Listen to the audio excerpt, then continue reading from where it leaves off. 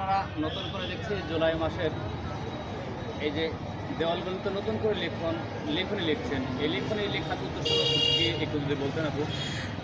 জুলাই স্মৃতিচারণ একটা বিষয় আছে। আমরা আসলে পুরা কুষ্টিয়া জুড়েই, আমাদের কুষ্টিয়া যেহেতু আমাদের জেলা, কুষ্টিয়া জুড়েই আমরা আবার প্রথম থেকে স্মৃতিচারণের উদ্দেশ্যে আর আমরা জুলাই আইডিয়াতে আমাদের একটা কারিকুলাম প্রেজেন্ট করি, সেটা সরকার অ্যাকসেপ্ট করে, আমাদের ডিসি স্যার অ্যাকসেপ্ট করেন, উনি আমাদের রঙের ফান্ড দেবে বলে জানান। তো সেই উদ্দেশ্য নিয়ে আগানো এবং জুলাই স্মৃতিচারণ করার জন্য আমরা পুরো কুষ্টিয়াতে যেই দেওয়ালগুলো আবার নষ্ট হয়ে গেছে বা যে দেওয়ালগুলোতে করা হয়নি ওইগুলোতে আবার আমরা গ্রাফিটি অঙ্কন করার সিদ্ধান্ত নিয়েছি। আপনার নাম আপু? আমার নাম ইসরাত সানহা সারা। আমিও বলবো, এই যে এই দেওয়ালি লেখনের যে কাজগুলো করছেন, এই কাজগুলো করতে পেরে আপনার কাছে কেমন লাগে? আমি খুবই উৎফুল্ল, কারণ জুলাইয়ের পুরো সময়টাতেই আমি এবং আমার সাথীরা সবাই ছিলাম মাঠ পর্যায়ে।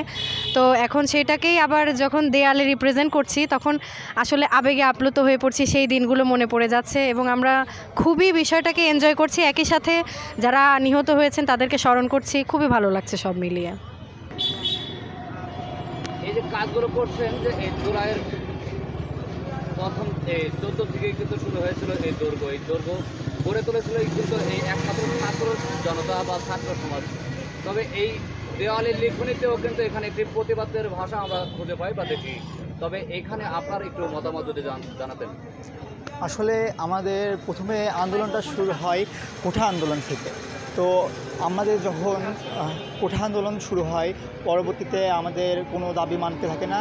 তারপরে বিভিন্ন রাজনৈতিক দল সহ এবং বিভিন্ন ছাত্রছাত্রী সকল স্তর থেকে সবাই এসে এই স্বৈরাচারী শেখ হাসিনার বিরুদ্ধে আন্দোলন করে। তখন তাকে আমাদের থেকে আর কি সে লাস্টে পদত্যাগ করতে না পেরে দেশ থেকে পালিয়ে যায়। এমনকি সে কী বলবো আসলে সেই স্মৃতিটাকে আবার নতুন করে তুলে ধরার জন্য আমরা মানুষের মাঝে এটা জাগ্রত করার জন্য নতুন করে অঙ্কন করতেছি। ধন্যবাদ।